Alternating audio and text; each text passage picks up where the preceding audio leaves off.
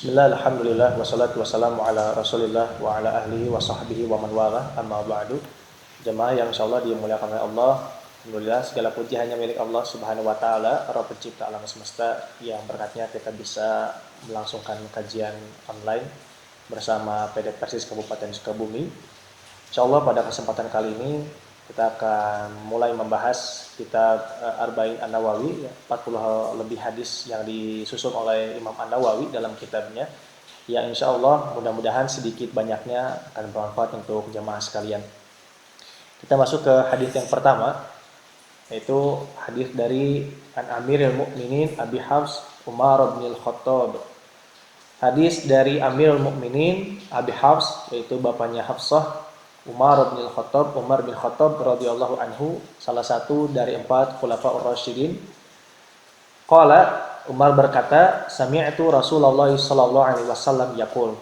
Aku mendengar Rasulullah sallallahu alaihi wasallam bersabda, innamal a'malu binniyat. Sesungguhnya amal-amal itu bergantung dengan niatnya. Wa innamal likulli imri'in ma nawa. Dan bagi setiap orang itu apa yang dia niatkan. Faman kanat hijratuhu ilallahi wa rasuli, maka barang siapa yang hijrahnya itu kepada Allah dan Rasulnya, fa hijratuhu ilallahi wa rasuli, maka hijrahnya itu kepada Allah dan Rasulnya. Faman kanat hijratuhu lidunya yusibuha, maka barang siapa yang hijrahnya itu kepada dunia, yusibuha, ia akan mendapatkannya, awi mar'atin yankihuha, atau kepada wanita yang akan ia nikahi, fa hijratuhu ila ma hajara ilaihi, maka hijrahnya itu kepada apa yang ia hijrah padanya, maksudnya ke tempat yang ia hijrahi itu. Jemaah yang insyaallah dimuliakan Allah Subhanahu wa taala, hadis ini diriwayatkan oleh Imam Bukhari dan juga Imam Muslim, yang diantara keutamaannya Imam An-Nawawi menyebutkan huma asahul kutubil musannafah. Sahih Bukhari dan Sahih Muslim itu adalah asahul kutub, dua kitab yang paling sahih yang juga disepakati kesahihannya oleh jumhur ulama begitu. Jamaah yang insyaallah dimuliakan Allah Subhanahu wa taala, dan tentunya hadis ini memiliki banyak sekali fadilah ya. Hadis tentang niat ini bahkan disebutkan dalam kitab Al-Adhkar ya. Imam An-Nawawi mencantumkan satu ungkapan dari Al-Imam Abu Sulaiman Al-Khattabi rahimahullah, kana mutaqaddimuna min suyukhina, yaitu guru-guru kami ya, yastahibbuna taqdima hadithi al-a'malu binniyat. Guru-guru kami itu dahulu sangat menyukai, mencintai, mendahulukan hadis al-a'malu binniyat amama kulli syai'in, di awal setiap sesuatu. Saking pentingnya hadis tersebut karena ini berkaitan dengan niat. Bahkan sebutkan juga dari Abu Sa'id Abdurrahman bin Mahdi rahimahullah, bahwasannya man aroda ayyusannifa kitaban, barang siapa yang hendak menyusun satu kitab, falyabda bihadzal hadis, maka hendaklah dia memulai kitabnya dengan hadis ini. Betapa agungnya hadis ini, betapa luar biasanya hadis tentang niat tersebut.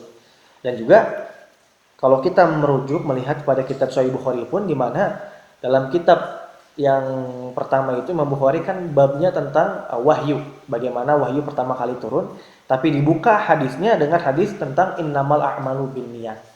Yang itu diantara faidahnya adalah untuk meluruskan kepada setiap pembaca yang membaca kitab tersebut agar membaguskan niatnya, ala husnin niyah, agar niatnya itu dibetulkan hanya kepada Allah Subhanahu wa taala, sebagaimana nanti hadis yang akan kita jelaskan, mudah-mudahan dapat diambil faedahnya.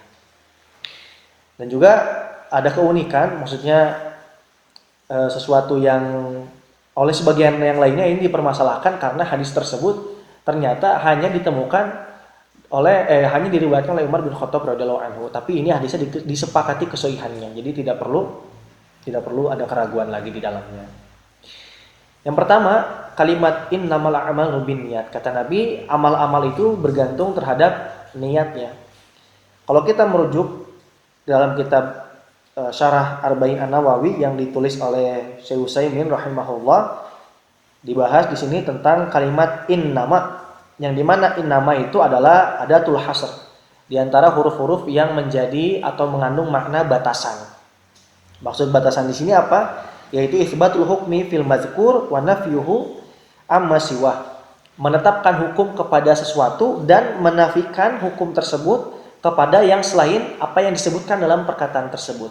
Maka disebut innamal a'malu binniyat, hanya sannya amal itu tidak lain tidak bukan binniyat, berkaitan erat dengan niatnya, begitu.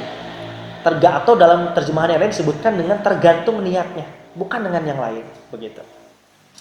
Kemudian disebutkan juga likulli mri'in ma nawa, bagi setiap perkara itu apa yang ia niatkan. Ya, ini juga ada khilaf ulama apakah kalimat ini menjadi taukid dari kalimat sebelumnya atau ini kalimat yang berdiri sendiri. Kalau kita merujuk pada perkataan Syekh Shalih Fauzan, hadis ini perkataan walikulli mri'in ma nawa itu bukan taukid. Artinya ini pembahasan yang lain yang maksudnya adalah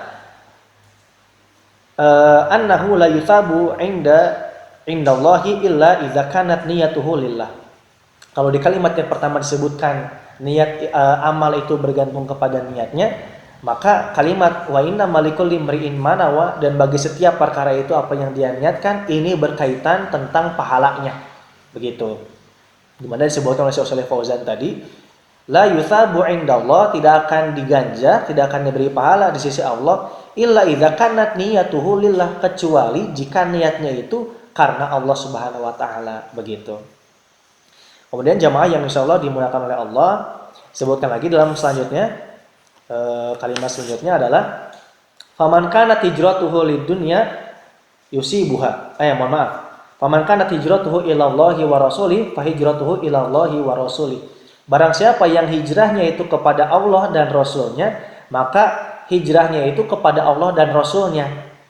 Kemudian waman kanat hijratuhu lidunya yusibuha. Barang siapa yang hijrahnya itu karena dunia, yusibuha, dia akan mendapatkannya. Awim ra'atin yankihuha, atau kepada wanita yang akan dia nikahi, fa hijratuhu ila ma hajara ilaihi. Maka hijrahnya itu kepada apa yang dia akan hijrah ke sana.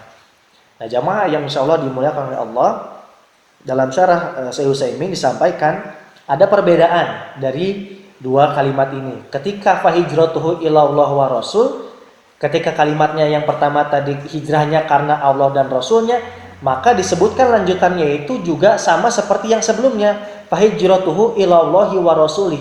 Maka hijrahnya itu kepada Allah dan Rasul, ini menunjukkan kepada kemuliaan. Ya, menunjukkan kepada kemuliaan. Barang siapa yang hijrahnya itu karena Allah, maka akan dapat kemuliaan. Begitu. Dan juga kalimat yang kedua tidak disebutkan lagi seperti kalimat yang pertama. Kalau kalimat yang pertama tadi disebutkan Allah dan Rasulnya kembali. Kalau kalimat yang kedua, faman kanat hijratuhu ila lidunya yusibuha. Kalau hijrahnya itu karena dunia, dia akan mendapatkannya. Nah, tidak disebut lagi dunianya, tapi disebutnya yusibuha. Maka ini tahkiron, kata Syekh Utsaimin, menunjukkan celaan, begitu, tercela barang siapa yang hijrahnya kepada dunia atau kepada wanita gitu, yang akan dia nikahi. Nah, tidak disebutkan lagi wanita yang akan dia nikahi, tapi disebutkannya ila ma hajara ilaihi. Itu menunjukkan sekali lagi tahkiron, celaan, pengucilan, bahwasannya kalau niat itu bukan karena Allah semata. Nah, makanya jamaah yang insyaallah dimuliakan oleh Allah, faidah yang dari kalimat selanjutnya itu adalah Nabi menggambarkan atau menyerupakan niat itu sebagaimana kita hendak hijrah gitu, kita hendak bepergian. Karena yang namanya niat itu sendiri maknanya adalah al-qasdu, yaitu berkeinginan, bermaksud, begitu. Makanya jamaah yang insyaallah dimuliakan oleh Allah, di antara maksud hadis ini adalah targhib, ya, anjuran, bahkan menjadi kewajiban agar kita mengikhlaskan niat kita dalam beramal. Dan tentunya di sini adalah amalan ketaatan atau amalan soleh. Di mana Syekh Shalih Fauzan dalam Minhar Rabbaniyah, kitabnya syarahnya ini menyampaikan amal di sini adalah amal-amal yang bentuknya ketaatan atau ibadah. Kalau misalkan perbuatan-perbuatan yang tidak berkaitan dengan amal, tidak berkaitan dengan ketaatan, maka itu tidak dimestikan ada niat karena Allah Subhanahu wa taala, seperti misalkan tidur dan makan. Walaupun tentu kita tahu yang namanya makan dan minum bisa jadi ibadah kalau memang diniatkannya karena Allah Subhanahu wa taala. Tapi ini menjadi pembatas bahwasannya niat itu sangat penting dalam ibadah. Bahkan juga ya jamaah yang insya Allah dimuliakan oleh Allah Subhanahu wa taala, perkara niat itu disepakati oleh para ulama sebagaimana disebutkan oleh Syekh Utsaimin sebagai syarat daripada ibadah. Di mana syarat ibadah itu ada dua kata Syekh Utsaimin berdasarkan kesepakatan ulama, yaitu pertama ikhlasun niat, memurnikan niat sebagaimana dalam hadis ini. Yang kedua adalah ittiba'us sunnah, sesuai dengan sunnah gitu. Kalau tidak terpenuhi maka tidak dianggap sebagai ibadah atau ibadahnya akan tertolak walaupun secara kaifiyat itu sesuai dengan sebagaimana yang Rasul contohkan. Maka itulah urgensi pentingnya niat dalam amal soleh kita.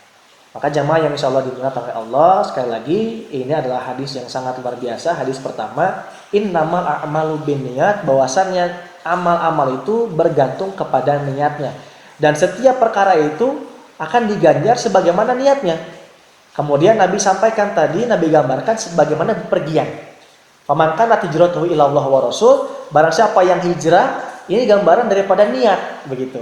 Kepada Allah dan Rasulnya, maka akan mendapatkan dari Allah dan Rasulnya, dan akan mendapatkan kemuliaan. Itu tentu dari Allah. Atau barang siapa yang hijrahnya karena urusan dunia, karena selain Allah dan Rasulnya, maka ini adalah celaan. Hijrahnya akan atau pahalanya hanya mendapatkan itu saja. Jamaah yang insya Allah dimuliakan oleh Allah, maka diantara poin yang paling penting dari hadis ini adalah tuntutan kepada kita agar ikhlas. Karena selain tadi disebutkan juga bahwasannya ikhlas itu adalah salah satu syarat dari ibadah. Jamaah yang insya Allah dimuliakan Allah Subhanahu wa taala, dari penjelasan hadis tadi kita teringat ya satu hadis yang diriwayatkan oleh Imam Ahmad ya dari sahabat Mahmud bin Labid, bahwasanya Nabi bersabda, inna akhwafa ma akhafu alaikum, sesungguhnya yang paling aku takutkan atas kalian yaitu syirkul asghar, syirik kecil. Yang dimana syirik kecil itu sudah sama-sama kita mafhum, sudah kita ketahui ya, kita maklum adalah riya. Yang makna daripada riya itu adalah menampakkan amal-amal kita kepada manusia gitu, dengan tujuan untuk mendapatkan pujian ataupun harta benda dan lain-lain selain tujuan karena Allah. Kemudian Nabi melanjutkan dari hadis itu bahwasannya yaqulullahu ta'ala yaumil qiyamah, Allah akan berfirman pada hari kiamat ya, berkata kepada orang-orang yang riya, idhabu, pergilah kalian kepada orang-orang yang kalian tampakkan amal kalian, itu yang orang-orang yang kalian riakan amal kalian. Fanduru, kemudian lihatlah, hal tajidu indahum, apakah kalian temukan di sisi mereka atau apakah kalian temukan di sisi orang-orang yang kalian riakan amal kalian, jazaan, balasan, baik itu pahala ataupun ganjaran dan sebagainya. Maka tentu tidak akan ditemukan di sisi manusia balasan dari amal-amal yang kita riakan kepada mereka. Maka sangat disayangkan ketika kita beramal bukan karena Allah, karena dunia, entah karena harta, entah karena ingin pujian, jabatan dan sebagainya. Nauzubillahi min dzalik. Jamaah yang insyaallah dimuliakan Allah Subhanahu wa taala, maka sebagai penutup penting kiranya bagi kita untuk mengetahui apa itu makna ikhlas. Karena banyak sekali di antara kita yang mungkin masih mengartikan ikhlas itu gratis begitu. Ikhlas itu tidak bayar begitu ya. Padahal ikhlas itu sangat jauh lebih mulia daripada pemahaman banyakkan orang gitu. Bahwasanya ikhlas, di antara tafsir yang sangat bagus tentang ikhlas yang ingin kami sampaikan adalah tafsir yang disampaikan oleh Sahal bin Abdullah At-Tustari ya, rahimahullah. Beliau berkata bahwasanya orang-orang cerdas, orang-orang pintar, tentu ini adalah ulama, mereka tidak menemukan tafsir ikhlas selain ini. Maksudnya ini penjelasan yang paling bagus kata beliau rahimahullah, yaitu antakuna harakatuhu wa sukunuhu fi sirrihi wa alaniyatihi lillahi ta'ala. Yaitu hendaknya gerak-gerik, diam, baik dalam keadaan tersembunyi maupun nampak, itu karena Allah Subhanahu wa taala. Betapa indahnya ini ikhlas. Sehingga ulama yang lain menyampaikan juga kurang lebih begini. Ikhlas itu butuh dua poin. Yang pertama taswiyah, yang kedua tasfiyah. Taswiyah itu menyamakan antara amal dia di hadapan manusia maupun di belakang manusia. Yang kedua tasfiyah, memurnikan tujuannya, harapan dari amalan tersebut hanya untuk Allah Subhanahu wa taala atau hanya kepada Allah Subhanahu wa taala. Maka orang yang ikhlas, jamaah yang insyaallah dimuliakan oleh Allah, itu tidak akan peduli lagi tentang masalah-masalah dunia. Dia tidak akan peduli lagi apakah dia akan dipuji atau dicela. Apalagi dia paham kalau misalkan pujian dan celaan manusia itu hanya sepanjang lidahnya saja, gitu. Maka orang yang ikhlas akan beramal tidak peduli apakah dia nanti dipuji atau dicela. Kemudian orang yang ikhlas juga tidak akan masalah dimanapun dia ditempatkan ketika bekerja, ketika dia beramal. Umpamanya kalau misalkan dia ditempatkan di tempat yang paling belakang, misalkan yang paling tidak terlihat dalam satu kelompok, dalam satu kerja tim, atau Nabi dalam hadis yang lain sampaikan kalau tidak salah itu kalau ditempatkan di nimba air saja gitu dalam sumur gitu, bukan dalam sumur, dalam apa? Ketika menimba air di sumur itu, maka orang yang ikhlas itu akan melakukannya. Tidak peduli begitu dengan pujian dan sebagainya. Dan tentu sekali lagi seperti yang kita sampaikan, ikhlas itu amat mudah diucapkan tapi sangat sulit untuk dikerjakan. Tapi bukan berarti tidak bisa dikerjakan. Sehingga jamaah yang insya Allah dimuliakan oleh Allah, mudah-mudahan dari hadis ini, hadis yang kita sampaikan tadi mampu menjadi tazkirah, pengingat, dan juga menjadi ibrah, pelajaran untuk kita semua. Betapa harus kita itu ikhlas, memurnikan niat kita hanya kepada Allah Subhanahu wa taala. Apalagi juga kalau kita temukan dalam kitab-kitab hadis ketika berbicara tentang syarat atau rukun ibadah, banyak dikatakan oleh para ulama yang paling pertama itu niat. Ya. Mudah-mudahan kita bisa meluruskan niatnya hanya kepada Allah Subhanahu wa taala, dan juga mudah-mudahan tentunya karena ini bulan Ramadan, mudah-mudahan ibadah kita seluruhnya di bulan Ramadan ini diterima oleh Allah Subhanahu wa taala. Demikian yang bisa kami sampaikan, mudah-mudahan bermanfaat. Aku qouli hadza wa astaghfirullah li wa lakum wal afu minkum. Wassalamualaikum warahmatullahi wabarakatuh.